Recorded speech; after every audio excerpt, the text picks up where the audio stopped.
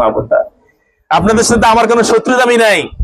এই জন্য যে মা বোনরা আল্লাহকে বিশ্বাস করেন, যে মা বোনরা কবর আযাবকে বিশ্বাস করেন, যে মা বোনরা কবরে যাবেন এই কথা বিশ্বাস করেন, যে মা বোনরা মরবেন এই কথা বিশ্বাস করেন, যে মা বোনরা আল্লাহর সামনে দাঁড়াবেন এই কথা বিশ্বাস করেন, সেই মা বোনরা অনুগ্রহ করে পর্দা করে চলেন, হিজাব পরেন। একটা হিজাবের দাম অনেক কিছু না, চেহারা ডাকেন, যদি বাইর হইতে হয় হিজাব পরে বাইরন।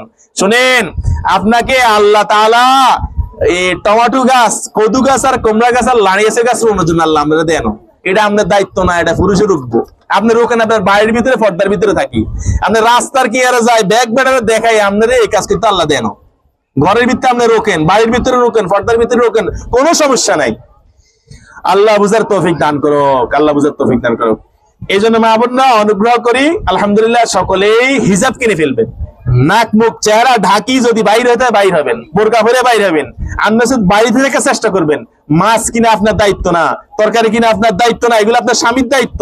কেন স্বামীর দায়িত্ব আপনি কাঁধে নিলেন? কেন নিলেন আপনি? এটা আপনার স্বামীর দায়িত্ব, স্বামী আপনাকে দিতে হবে। এটা স্বামীকে বলবেন দেওয়ার জন্য। আল্লাহ বুঝার তৌফিক দান করুক। এই কথাগুলো, যে কথাগুলো বললাম, এই কথা মোতাবেক আপনাদেরকে আমল করার আল্লাহ তৌফিক দান